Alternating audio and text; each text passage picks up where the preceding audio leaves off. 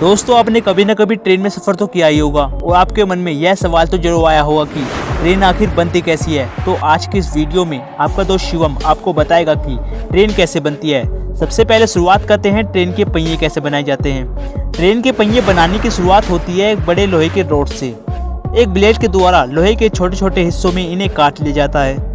सही आकार में काटने के बाद इन्हें एक मैग्नेट के द्वारा मूव किया जाता है।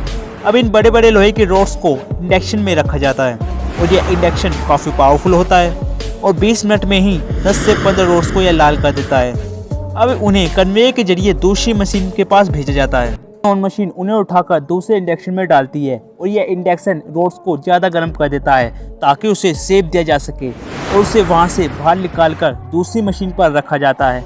इस मशीन के दो आर्म्स गर्म रॉड्स को सही शेप में लाते हैं और यह एक काफ़ी भारी प्रेस मशीन इस लोहे के गर्म प्रेस कर देता है और 2 बार प्रेस करने के बाद यह किसी असली रेल के पहिए का आकार लेना शुरू कर देता है। अब उसे वहां से बाहर निकाला जाता है और दूसरी मशीन के पास क्लो मशीन के जरिए ले जाया जाता है और इस पहिए का वजन 500 से 600 किलोग्राम तक होता है। अब अगली मशीन इस पर रोल प्रेस करती है। जैसे इस पहिए पर ऐसा बनाने के लिए कि पटरियों को यह अटक कर चल पाए। इस सारी प्रोसेस को कंप्यूटर की निगरानी में किया जाता है। सही शेप में आने के बाद उसे प्रोसेसर मशीन पर रखा जाता है और यह प्रेस कर उसे बीच में से हिस्से को काट देते हैं ताकि वहां पर एक्सल लगाया जा सके। ऐसे इस मशीन पर पानी मारा जाता है। अब एक सेंसर की लंबाई चौड़ाई मैनेज करता है। अब इन सब को उठाकर ठंडा होने के लिए पानी में रख दिया जाता है। ठंडा होने के बाद फायरिंग मशीन पर इन्हें रखा जाता है और यह मशीन पहियों को एग्रेस बनाता है और उन्हें चमकदार देता है। उसके बाद उन होल को गिरा देता है और उन एक्सल के साथ ज्वाइन कर देता है। अब इसकी टेस्टिंग की जाती है। टेस्टिंग पास करने के बाद इस पर कलर किया जाता है। अब इनको सील किया जाता है और सीधा अगली फैक्ट्री के पास भेज दिया जाता है। अब बात करते हैं ट्रेन की पटरियों की जिस पर ट्रेन चलती है। पुराने ज़माने में पटरियाँ लोहे की बनाई जाती थी। अब लोहे से पटरियों पर यह परेशानी आती थी कि ट्रेन के बार बार आने जाने से पटरी का आकार कम हो जाता था। फिर बाद में भारत सरकार ने सन 1990 के दशक में स्टील की पटरी बनाना शुरू कर दिया। सबसे पहले स्टील के टुकड़ों को मैग्नेट से उठाकर कंटेनर में डाला जाता है। फिर यह ट्रक की मदद से किसी वेयर हाउस में भेजा जाता है।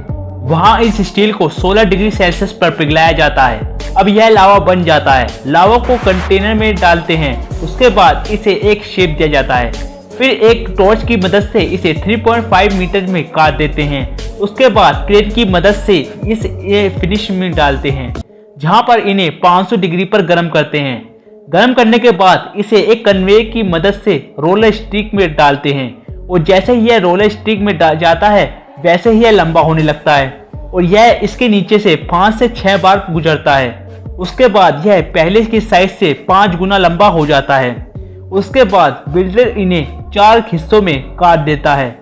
उसके बाद इन्हें गर्म होने के लिए फिनिशिंग में डालते हैं और इन सब के बाद इन्हें दूसरी मशीन में डालते हैं जहां पर उसे पटरी का आकार देते हैं और ऐसे बनकर तैयार होती हैं ट्रेन की पटरियां और बाद में यह पटरियां बनकर तैयार हो जाती हैं। अब जानेंगे कि ट्रेन के डिब्बे कैसे बनते हैं।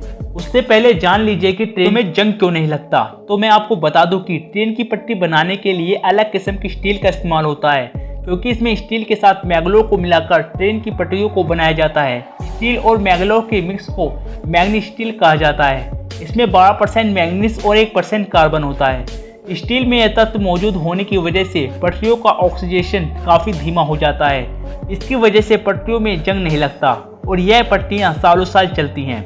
दोस्तों, अगर वीडियो देख मजा आया तो वीडियो को लाइक जरूर करें। अब देखते हैं ट्रेन के डिब्बे कैसे बनते हैं। ट्रेन के डिब्बे बनाने के लिए बड़ी बड़ी स्टील की शीट को आपस में जोड़कर बनाया जाता है और यह काम वर्कर्स द्वारा होता है। डिब्बे की साइड को अलग अलग वर्कर्स बनाते हैं। जब यह साइड बन जाते हैं तो इन्हें एक साथ इकट्ठा किया जाता है और इन्हें जोड़कर डिब्बे का शेप दिया जाता है और शेप देने के बाद इन्हें पेंट के लिए भेजा जाता है। ट्रेन के इंजन तैयार किए जाते हैं। इसके लिए वो एक प्लेटफॉर्म को लेते हैं जिसके ऊपर बड़ी बड़ी क्रेनें होती हैं। उसके बाद इंजन के तैयार किया जाता है। पहियों को सेट किया जाता है। उसके बाद उन्हें स्क्वायर के जरिए पैक कर दिया जाता है। इनके इंजन के सारे सिस्टम में एयर प्लांट लगाया जाता है।